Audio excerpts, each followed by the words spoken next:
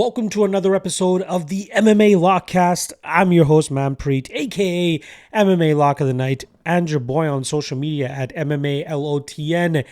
This week it is a double header of MMA Lockcast episodes I'm dropping. Obviously, I dropped UFC 320 earlier this week, but we also have a PFL Champions Series event going down Friday afternoon in Dubai or Abu Dhabi, one of those places in the Middle East. I believe it's Dubai. And it is a headline by two title fights in the main event, or two title fights that are actually rematches. The first of which, the main event, is Usman Nurmagomedov looking to shut his rivalry down with Paul Hughes after picking up a win over him earlier this year. And then the other one is actually for the light heavyweight title, as Corey Anderson rematches Dovlat Yagshimuradov after they originally clashed back in April of 2021, where Anderson was able to get the, I believe, third round TKO finish that night. But Yagshimuradov is undefeated since then, has earned himself a PFL $1 million paycheck this past year, and now wants to add a PFL world title to his mantle as well. So fun fights at the top of the card there. There are some other good fights as well. Magomedov against Sergio Pettis. We got Archie Colgan against JJ Wilson. That probably determines the next number one contender for that title. Colin Loughran makes his PFL debut as well. Fun grappling matchup here fun MMA fight between two grapplers in Puya Rahmani and Slim Trabelsi. Again, I wanted to get this out a little bit sooner. The studying just took way more longer than I expected it to, and also I may or may not have gotten shit-faced last night. So it took me a little bit to get my gears going today to finish off the studying for you guys and actually get to the breakdown. So you won't get the usual, bells and whistles in terms of all the graphics that I normally have for the PFL breakdowns. I'm just going to keep it very simple with the names at the bottom and the odds and all that stuff. But we're going to get right to the breakdowns, because I believe this card kicks off in about 16-ish hours. I think it's roughly around noon Eastern time that the card kicks off. So early card for a Friday card, especially with the magnitude that it is for PFL. Just a reminder, there is Cage Warriors and OKTAGON going down as well on Saturday morning. I'll have a Cage Warriors breakdown video for you guys on Friday, probably late afternoon, evening. And then the OKTAGON breakdowns will only be in written form on the Lock of the Night Patreon page, which is also where you'll be able to find the track plays that I have for all the cards this weekend. So if you want to tap in on that, make sure you guys check out the MMA LOTN Patreon page. I'll also have in the comment section below, I'll have my final plays and predictions for this card specifically pinned in the comment section. So you can just click that link there and it'll take you on over to that post there for you guys. All right. Without wasting too much more time, I'll get to this one pretty briefly here so I can get it out ASAP. The first matchup up, we got Jara Hussein Al Silawi coming in at -115, going up against Gregory Babene, who comes in at -105. Now, Al Silawi is a guy that I trusted heavily last time as a lock of the night play against Omar El Dafrawy, and he ended up getting knocked out that night as he just couldn't get his game going. But there's also some questions about the durability of Al Silawi. He's 2-4 over his last 6 fights. All 4 of those losses coming by knockout, and the 2 guys that he ended up beating, not the highest level of opponent. He is a well-rounded fighter. He has some good knockout power of his own. He can get to the grappling if he needs to, but it's that durability that we need to keep an eye on. And he's still only 33 years old, so it's not like he's an aging veteran or anything like that. He has a good amount of experience. It's just whether he can take a clean shot and still stick to his game or not. He's going up against Gregory Babene, who had his 8-fight winning streak snap last year when he took on Costello Vanstinas, who went on to become the PFL champion by defeating Johnny Eblin a couple months back now. But Babene had an 8-fight winning streak that stretched over 10 years, showcasing that he's not been all that active. He's as meme of a fighter as you can get. He throws with big power, and sometimes it lands and he knocks opponents out, or sometimes it lands and he jumps on a submission and clubs and subs his opponents. He always has that possibility, but when he faces somebody with a complete enough game that can eat 1 or 2 of his shots, that's when he's often in some shit. He's also 41 years old now. He hasn't fought in a year and a half or close to a year and a half. Really not taking the MMA game all that seriously at this stage of his career. So with this matchup with Silawi, it's tough to break down because on paper, I think Silawi is the better mixed martial artist here. He's more well-rounded. He has the grappling if he needs it, and I think he has a good enough submission defense game to stay away from any trouble that Babene might try to put him in there. But it just comes down to, can Silawi stay safe enough on the feet before he gets to his game, or will Babene be able to starch him and get him out of there and put him out cold? So that's where it starts to come down to odds for me in this matchup. I think Silawi should be about -150. Would I bet him at -150? I don't think I'd be able to muster up the confidence to do so. But to get him at pick'em odds here, roughly around pick'em odds, I think I have to force myself to take a shot on him here.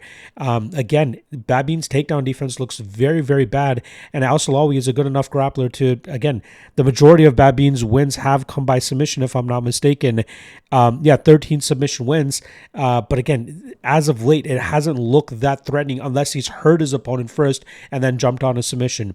So here's to hoping that Silawi can avoid that early danger from Babene, get to his game, maybe find his own submission as well. But I'm going to go Silawi at a pick'em price here to get the job done, probably in the second or third round. Next up, we got Zaynukov coming in at -310, going up against John Mitchell, who comes in at +260. Now, Zaynukov last time around was a -1,000 favorite against Takeshi Izumi, who's actually fighting in the next matchup. And it did not look like he was -1,000, even though he decisively won that matchup. He was struggling to really assert dominance and get that position that he needed to really rain down some big shots and really run away with the fight. But he was getting his takedowns, his mat returns. Izumi normally did a good job in terms of working right back to his feet. Izumi even had some spots where he was getting the back of Zaynukov, but Zaynukov stayed safe enough to not really get into too much trouble. But a lot of it was that usual Dagestani smothering grind that we saw from Zaynukov that has given him this respectable 17-4 record. He's going up against John Mitchell, who is on a 2-fight winning streak now after losing in the PFL Europe finale back in December of 2023 to Jakub Kashuba, who is still an undefeated fighter at this time. That night, had it been for any other referee, Mitchell probably would have got his hand raised, as he had Kashuba dead to rights in that first round with how badly he had him hurt and how many shots he was landing. And there was an instance where the referee jumped in but kind of just put his hands away when he saw Kashuba move a little bit. But any other referee probably would have stopped that matchup, and Mitchell would have been a PFL Europe champion. But he ends up emptying his gas tank in the first round and then getting finished in the second as Kashuba really started to put it together and eventually overwhelm Mitchell there to get the TKO finish.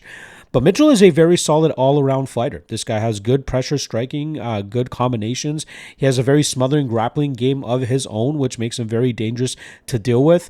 And he's working on his striking, obviously, just over the last couple months. He's taken a couple of boxing matches as well to stay busy in between his MMA career. He won back in January, where he was able to get that victory over Suhail Tayari. But he's a well-rounded fighter. Training alongside Paul Hughes for this camp. You got to believe we're going to see the best version of Mitchell as well. Tough one to call, but one that I have to say that Zaynukov is not worth the -310 price tag. I think this fight plays out closer. I think the over 2.5 around that -180 range is ideal, because I think this will be a back-and-forth grapple fest. But I think there are instances where Mitchell might be able to pull away with some damage that he lands. With Zaynukov, he's very focused on getting that control and grinding guys out, whereas Mitchell, he can defend, maybe get some takedowns of his own, maybe some control of his own, and maybe even let go with some damage of his own. Ultimately, I think Zaynukov is the one that ends up getting the win here. I think he ends up getting more dominant positions, but I think Mitchell will make it close with the guy that's a little bit more determined to land damage. So close fight. I wouldn't parlay Zaynukov. I might even take a little bit of a shot on Mitchell at these wide odds, because I think he will surprise people with how good he actually is. But I think it's going to be tough for him to overcome that Dagestani wrestling style. So I'll go with Zaynukov by decision, but Mitchell is definitely worth a consideration as an underdog. All right, next up, Takeshi Izumi coming in at +170, going up against Vinicius Cenci, who comes in at -200. Now, I just talked about Izumi a little bit as he made his PFL debut back in July, coming up short against Zaynukov. Again, was definitely providing much more resistance than a lot of people expected him to. I was kind of shitting on him going into that matchup because, with the 6-3 record, a win over Spike Carlisle from Rizin, which I didn't really think he had deserved. I thought he had a salty record and didn't really deserve to be on this platform. But given the resistance that he was showing that night against Zaynukov and even some of the success that he was having, I ate my words that night. Again, he didn't get the win, but he definitely outperformed his odds. So I have to give him some credit there. It normally looks like he takes that grapple-heavy approach in a lot of his fights. He scrambles well. He has a good gas tank. All 6 of his wins coming on the scorecards as well, so not much of a finishing threat there. And he's facing, legitimate competition as well in the short career that he's had thus far. Now he's going up against Vinicius Cenci, who picked up his first PFL win in his second walk to the cage for that promotion, and that win came over Tony Caruso in a matchup where Caruso seemed to be in control, got the clinch going, got the takedown, but ended up finding himself in a triangle or a triangle choke. He tried slamming Cenci out of it. Cenci only got it deeper and eventually got that submission. But Cenci's a guy that I'm very skeptical about. We first saw him back on the Contender Series where he ended up losing to Sam Patterson by second round submission. Since then, he had 3 fights, 3 wins, 2 of them considered ineligible according to Tapology because of just a massive mismatch there. And then the one fight that he had, I believe it was for UAE Warriors, that he won by split decision. I thought he lost. But we saw a lot of his flaws in that fight with some of his striking defense issues, the fact that he can be held down at times. He's very aggressive early with his submission game, but if he can't get it off early, he does start to kind of just accept the back position and allow his opponents to ride out those spots. So this one, again, I'm not high on either guy, but I feel like Izumi could really showcase the flaky nature of Cenci's game. He's difficult to put away, good enough grappler as we saw in the Zaynukov fight, and if he can really put it on Cenci here while staying away from that early submission threat, this is one that he can actually come out on top of. So I'm going to go with a Japanese fighter. I know he has a very salty record, a 6-4 record, but Cenci is a guy that was one scorecard away from having a 7-4 record had he had lost that fight to Enchala, which, again, I thought he lost that fight. So I'm going to go Izumi by decision here, but again, not the highest level of confidence here. It's just I don't think Cenci's that good, and I think the odds are just too skewed here. All right, next up, we got Loughran Sardinha coming in at -145, going up against Mirafzal Akhtamov, who comes in at +125. Now, I first came across Sardinha back when he was fighting for the LFA, and he went up against an undefeated Marcelo Marquez. I was big on Marquez I think I was big on Marquez that night. I don't recall. But I remember sweating it out, and Marquez was able to pick up the split decision win that night and hand Sardinha the first loss of his career. But Sardinha is a very good fighter, a very aggressive fighter, a very violent fighter. A guy that has handed Cowie Fernandez, who's absolutely killing it with the UFC right now, he handed Cowie Fernandez his first professional loss. He was about to get a win over former UFC fighter Humberto Bondanay, but after a legal shot at the ending of the first round, Bondanay was unable to answer the bell for the second round, and the fight ended up being a no contest. But Sardinha did manage to get back on the win track after that loss to Marquez. He fought for an Asian company, JCK, just a couple months ago, and he was able to get that second round finish. He nearly finished his opponent twice, right at the ending of the first round with a ground and pound body shot that clearly crippled his opponent, but then the time ran out in that first round. But in the second round, he smelt blood, he got on it, and then he eventually got the finish there. This guy loves keeping his foot on the gas, has great takedown defense, doesn't settle in bad positions for a long time, and has a great cardio game to go 15 minutes.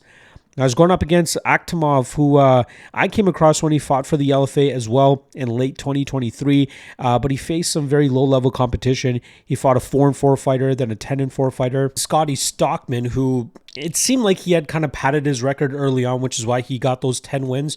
But when he faces any legitimate competition, he just crumbles under that pressure. And Akhtamov is a guy that provides a lot of pressure. He has that intimidating fighting stance where he's just marching forward and you expect him to just throw unbelievable heat and try to knock his opponents out. He also has a good grappling game, which he obviously showed off in his last PFL win earlier this year, which he got with a second round. I believe it was an arm triangle choke finish that he got. I remember being on the plus money under 1.5, and it did not cash because it finished 20 seconds after the mark. So very unfortunate there for me, but Akhtamov did fight for a different promotion in between that time back in June, where he went up against a 7-5 opponent, Adrian Sanchez. And it looked for the most part that Akhtamov was in control. At some point in that first round, he did get wobbled a little bit, but nothing that his opponent could completely take advantage of. And it really looked like Akhtamov was starting to take over in that second round. But there was I don't know what strike it was. It maybe was a knee from Sanchez near the ending of that second round that opened up a very bad cut on Akhtamov. And then it actually caused a stoppage to the fight, handing Sanchez the victory and Akhtamov the first defeat of his career. I have questions about Akhtamov's level of competition before joining the LFA and UAE Warriors, where he's been kind of just starching a lot of his opponents. He seems like a guy that wants to take the command of the cage and really just intimidate his opponents. But when he faces resistance and guys that will actually throw back or not allow him to control the center of the cage, that's where his gas tank issues might start to come into play, and he's not as dangerous as he is earlier on in fights. So this is a fight between two guys that are going to be looking to take the center of the cage. Two guys that are so used to being the one pushing their opponents backwards and moving forward and throwing a ton of, or at least throwing volume. I think Sardinha throws more volume than Akhtamov, but Akhtamov might throw with a little bit more power than Sardinha does. But I really like this fight for Sardinha, especially at minus 145. He's had the tougher strength of schedule. I don't think he's going to be intimidated by Akhtamov whatsoever. I think he's going to be the one kind of marching him down. It might be competitive early, and as long as Sardinha can survive the first couple big shots he's going to have to eat, I think his takedown defense is good enough to really shuck that attempt off from Akhtamov. And then in the second and third rounds, I think we'll see Sardinha start breaking Akhtamov down and then either probably get a second round finish, maybe early third round. The under 2.5 is currently minus 125. I think it produces a finish. I'm hoping it happens, before that under 2.5 round mark. It wouldn't surprise me if it ends up happening sometime in the third, maybe past that 2.5 mark. And I am expecting that finish to come from the Brazilian side of things here. So give me Sardinha and Sardinha inside the distance. Our next up, we got regional PFL champions facing off here. Now, we got Omar El Dafrawy coming in at minus 145, going up against Florem Zendeli, who comes in at plus 125. Now, El Dafrawy is the PFL MENA champion from last year, while Florem Zendeli is a PFL Europe champion from last year. So I like this matchmaking here from the PFL crew, putting two champions or regional champions against each other and seeing who comes out on top. Now we'll start off with the PFL MENA winner here in El Dafrawy, who pulled off back-to-back upsets to start off his run last year in the PFL MENA tournament, getting that win. I can't recall the first fighter that he beat, but the second one, sorry, he beat he beat Jara Al-Salwayi, who we talked about in the first fight of the night, knocking him out in the first round. And then he defeated Mohamed Al-Loughran, who I thought was the, hottest prospect on the PFL MENA roster. El Dafrawy did struggle in that first round with the takedowns and the top control, but before Al-Loughran could get back to a takedown in the second round, El Dafrawy was able to land a big shot and put him away. And it's crazy, the turnaround that El Dafrawy has had in his career. He started his career 6-5, but now finds himself on an 8-fight winning streak, with 6 of those wins coming by finish.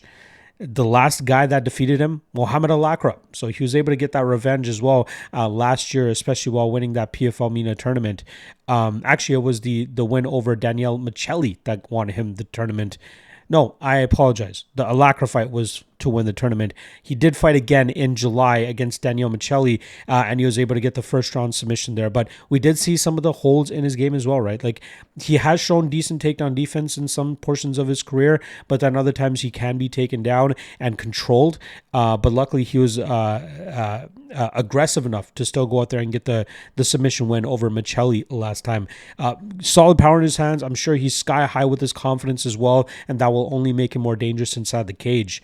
Now, he's going up against Florem Zendeli, who, similar to El Dafrawy, did pull off a few upsets in his PFL Europe run.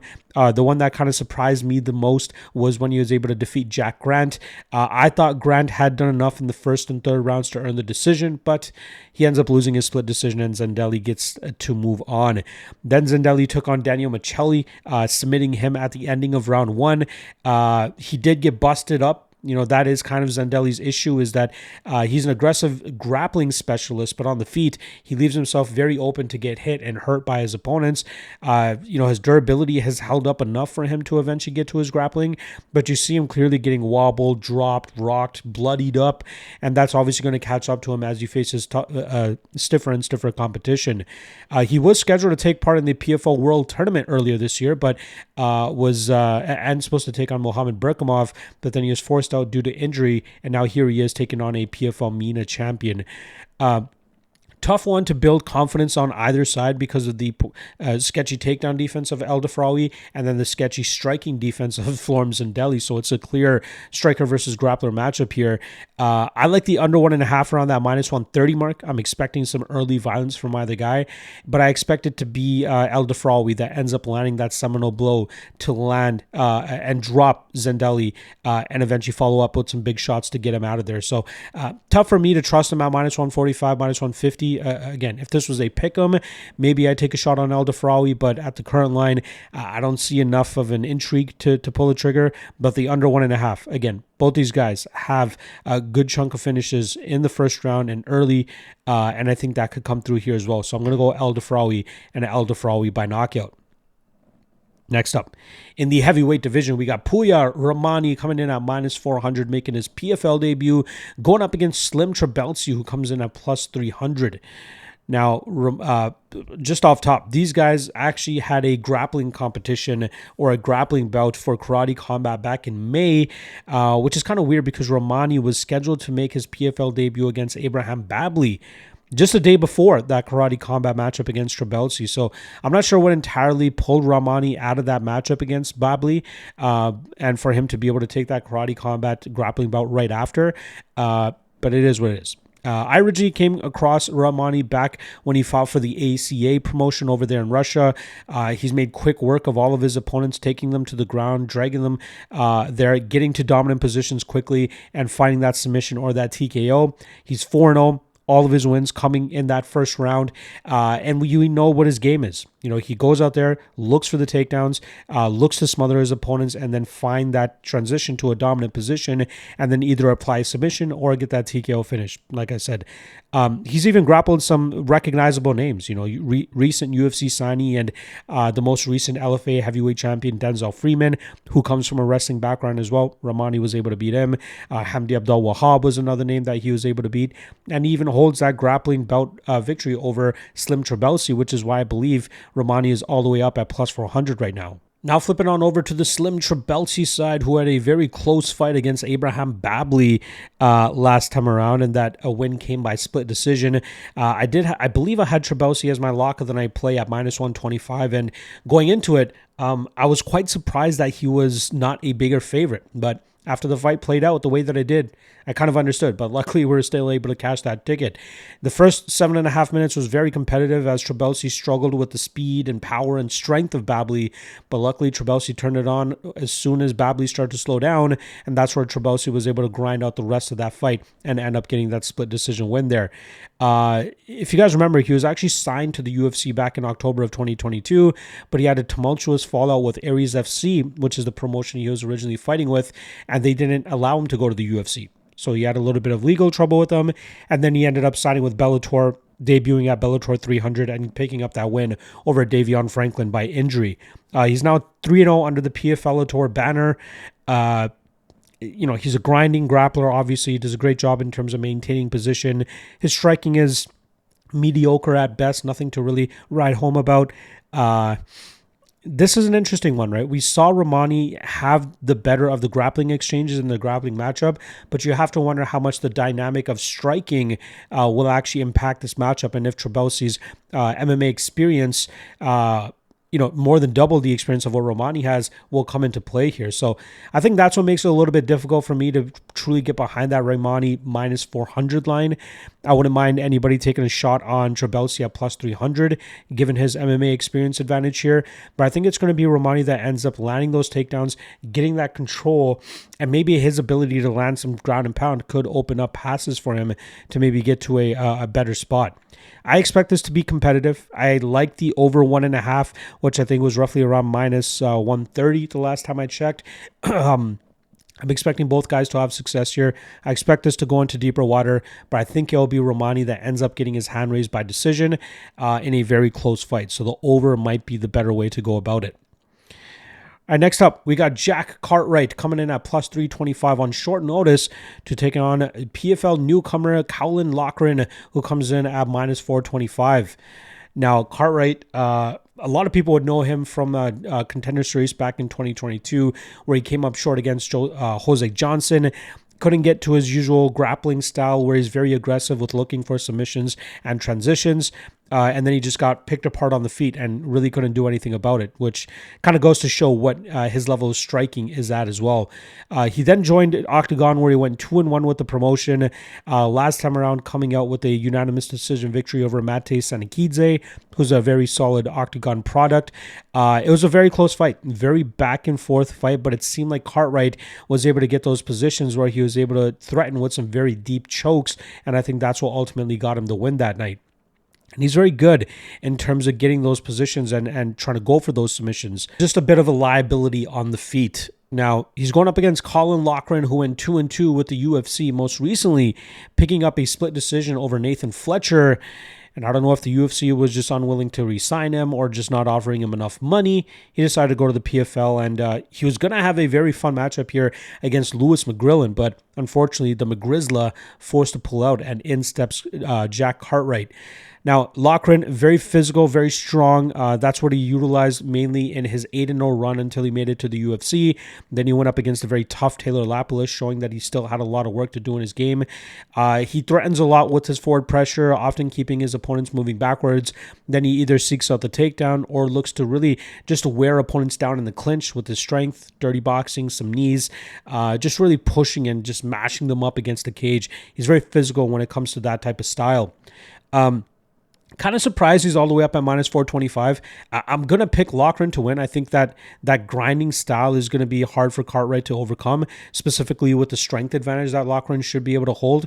But I think Cartwright is the better technical grappler. So the amount of times that Loughran is going to engage in the clinch here gives opportunities for Cartwright to, sneak in some trips or some back takes or something like that. He's very sneaky with some ways that he's able to get some of these dominant positions. So, that's why it's hard for me to really be on the Loughran side, because he doesn't blow you away either with his striking, right? Both guys are not the greatest strikers. I'd give the very slight edge to Loughran, but not by a whole lot.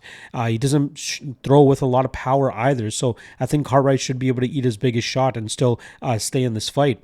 But Cartwright, very slick, very wise, especially in the grappling realm, and I wouldn't be surprised if he's able to work to some spots that keeps Loughran on the defensive. So I think Loughran wins. I think he wins by decision, but I wouldn't mind anybody looking to take a little bit of a shot on Cartwright, given some of the grappling wizardry we've seen from him in the past. But I'm going to go Loughran and Loughran by decision as my prediction.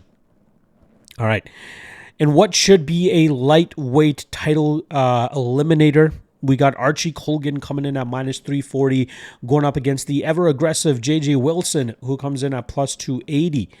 Now, starting off on the Colgan side of things, he was actually promised a title shot had he won his last matchup, but given obviously what happened in the Usman Nurmagomedov and Paul Hughes fight and the fact that they're getting an immediate rematch, I get why he's going to have to fight again before he finds himself in a title fight. But this guy is very impressive. He's 12-0, mainly started off as a wrestler that would just grind opponents out from that top position, but as he's gotten more comfortable in the MMA cage, we see him striking a little bit more, but more importantly, we see him a little bit more violent when he gets that top position with the ground and pound and elbows that we've been seeing him land. In his last matchup against Mansour Barnaoui, who is a BJJ wizard, I really thought we'd see Colgan utilize his grappling defensively so that he can touch Barnaoui up on the feet. But Barnaoui was very aggressive with his own striking game, landing some good knees and elbows in that first round. And that's where I think Colgan decided, you know what? Let's take it to the ground. I feel like I can evade the grappling, the submissions enough of Barnaoui and do my own damage. And boy, did he do damage after I think it was the ending of the first round where we really saw him start to get to his grappling and really busting up Barnaoui from that top position. He kept Barnaoui on his back. He stifled any type of reversal attempt or scramble that Barnaoui tried to get going. And Colgan just stayed very strong and heavy on top and just let go with nasty elbows and ground and pound to win that fight on the scorecards. He's a very good fighter who I believe Kamaru Usman is kind of taken under his wing often. And I think that's why we're continuously seeing Colgan improve at the rate that he is. Now, he's going up against a very tough J.J. Wilson, who I don't think gets as much credit as he deserves. He has a respectable 11-1 record on his coming into this matchup, and that lone defeat came against Yagshimuradov from 3.5 years ago in a very close fight as well. Wilson likes the BJJ game, likes to be aggressive in scrambles, and very aggressive when he's able to get opponents to the ground.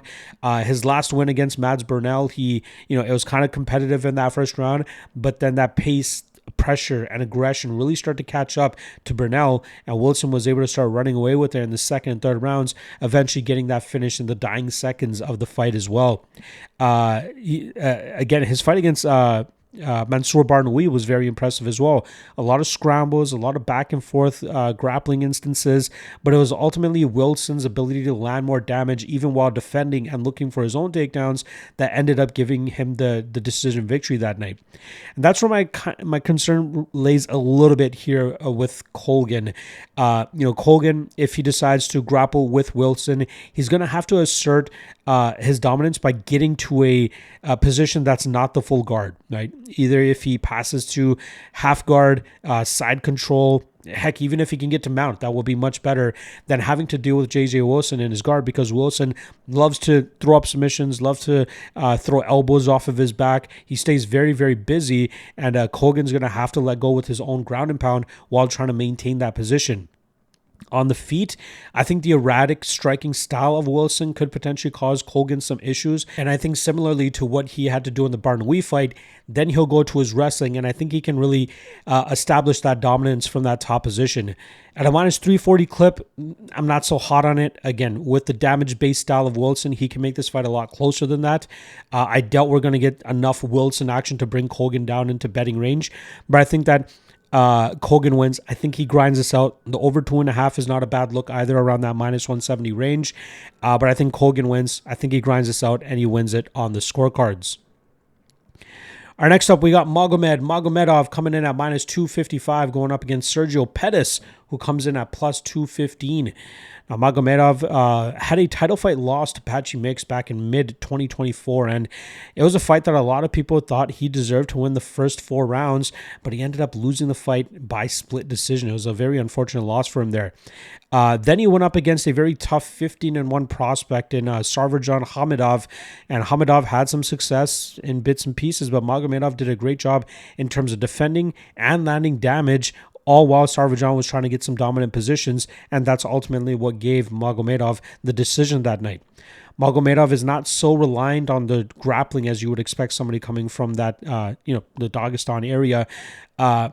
He's a good striker. He loves his spinning back kicks. He's very flashy with his strikes as well, but he does a great job in terms of blending his striking and grappling together so that he can really get to his game and still have success. When he came over to Bellator and PFL, a lot of people had high hopes for him, but there were some stumbles, against Rafion Stotts and even losing to Patchy Mix twice now. But he is still one of the best fighters in the division for that promotion, especially with the style that he brings to the table. Now, next up, he's going up against Sergio Pettis this weekend.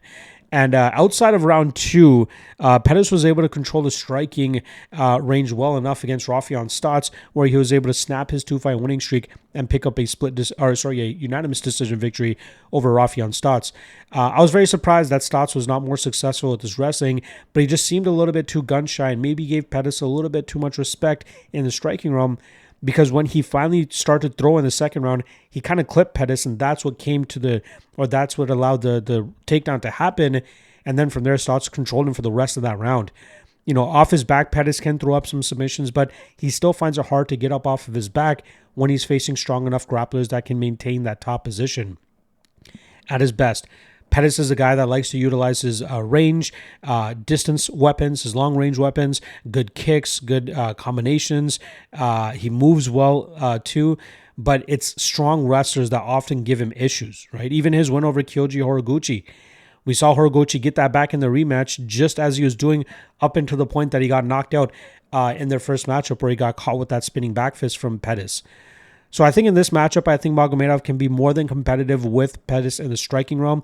And then from there, he'll be able to blend in his takedowns pretty easily. And he'll be able to keep Pettis on his back for the majority of this fight. I'd be very surprised if Magomedov is not able to win at least 2 of these rounds with his wrestling and top control, which is why I'm more than comfortable with him at this minus 255 line. I think he's going to put Pettis to the ringer, and I think he wins a decisive unanimous decision here. All right, that brings us to the co-main event, which is the first of 2 title fights for this PFL card.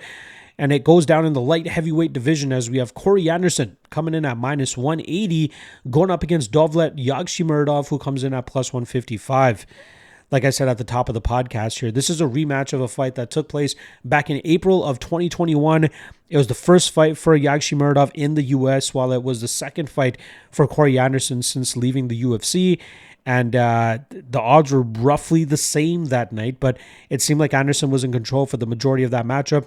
He eventually broke Yagshimuradov in that second round and then got the finish in the third round there with that usual Anderson style.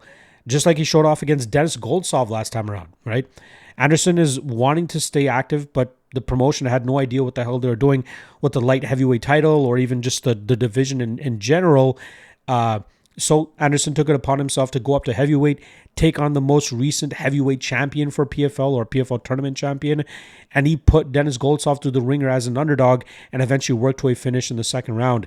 And that's Corey Anderson at his best. Push a pace, push a pressure that these big guys cannot keep up with, and then really start to put your foot on the gas in the second and third rounds, and that's where you're able to muster up a finish or at least win those last rounds decisively enough to pick up the judge's decision as well. His durability has often been kind of the issue that a lot of people have shown in his game, but it's been a long time.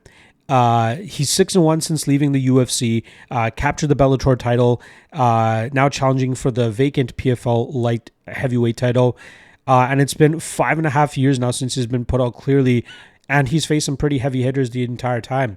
His only loss in this run has been to Vadim Nemkov, who he was doing a pretty damn good job against in that first round. Before that, I believe it was an eye poke. I could be wrong. I don't recall exactly what it was, but that caused a no contest. Then they had the rematch, and Vadim Nemkov came back much stronger.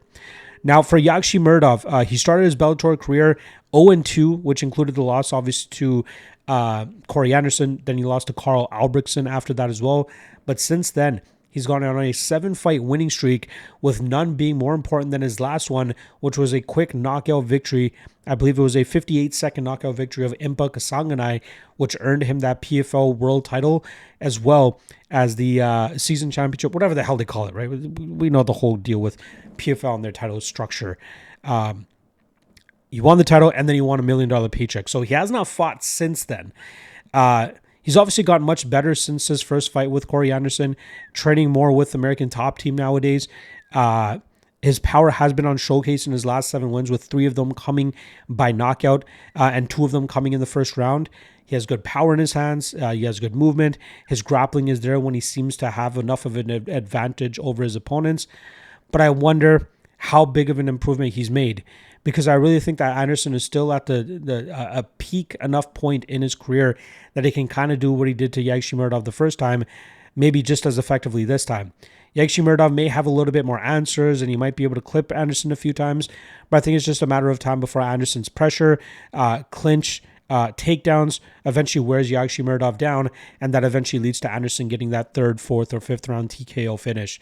So I love Anderson at this minus 180 line.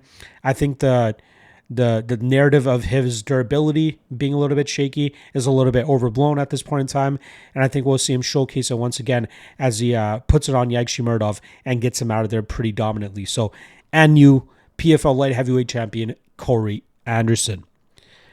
All right, that brings us to the main event of the evening, the rematch for the PFL. Actually, it is a rematch, but it is for the vacant PFL title now, as we have Usman Nurmagomedov coming in at minus 225, going up against Paul Hughes, who comes in at plus 190.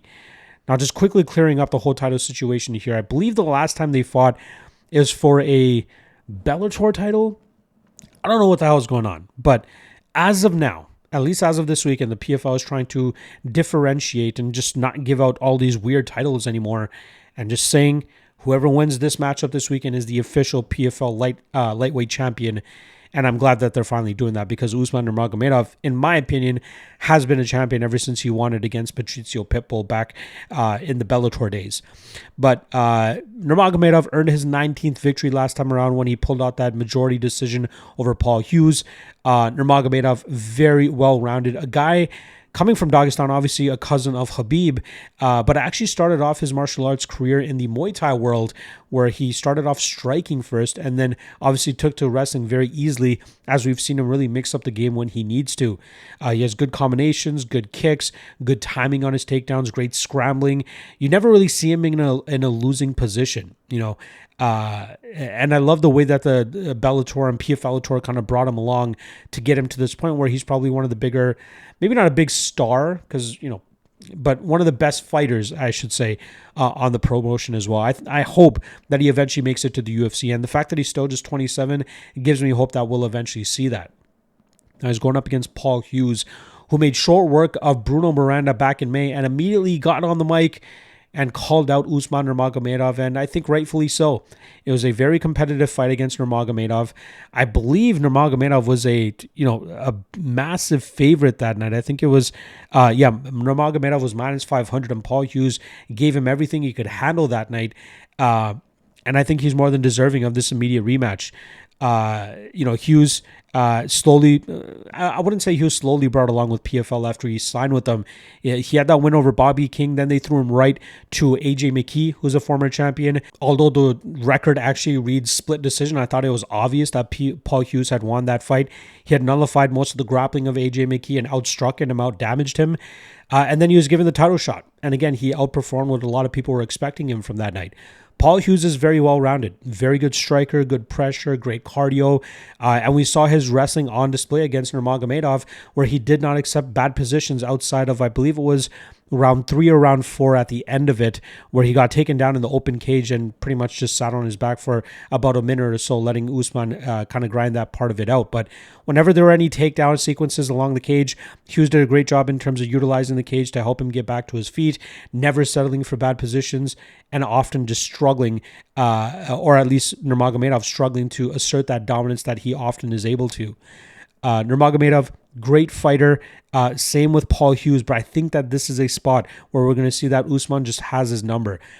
We see often with guys of the level of Nurmagomedov, they're able to make those changes in their style, those championship adjustments, especially in rematches, where they end up making the second fight look a lot wider than the first fight, and I think that's what's going to end up happening here. And we're getting a pretty damn good number compared to the first time the fight went down. Even with the point deduction from Nurmagomedov won, 3, maybe 4 of those 5 rounds, and I think he's going to do that once again here, maybe a little bit more dominantly. I think he gassed himself out a little bit too much by grappling with Hughes as much as he did early, and now that he knows that he's not going to be able to hold him in these bad positions for long, he might look to strike a little bit more, and his striking is very good. So I think if he can counter Paul Hughes here, just threaten with takedowns, but not go for as hard for them as he was doing so in the first round, that caused him to start slowing down in the latter half of that fight, I think we'll see good enough work from him to earn 3 or 4 of these rounds, pull off the decision victory again. The over 4.5 sitting at minus 135, I think, is a great line. We know these guys will be competitive with one another, but I think for the most part, Nurmagomedov will be in the driver's seat, and that will be enough for him to get his hand raised here. And new PFL lightweight champion Usman Nurmagomedov. There you guys go. Full card breakdown. Again, I apologize for the tardiness for it. The card kicks off, like I said, in about 16 or so hours once I wrap this up. But I'm sure that's more than enough time for you guys to ingest it. Get your reads, hear my reads. If you want to cheat on the test and just get the answers right away, check out the pinned comment in the comment section. I'll have all my official plays and track plays for this card on there. And let's cross our fingers and hope we can cash these tickets. Reminder, Cage Warriors, OKTAGON going down Saturday morning / afternoon as well. I'll have breakdowns for those on the Lock of the Night Patreon page, along with all the final plays for the UFC 320 card. So make sure you guys don't miss out. Check it out in the link in the description below. Otherwise, I'll see you guys tomorrow for the Cage Warriors breakdown, as well as all the other segments that I have yet to get to for the UFC. I'll see you guys then. Peace.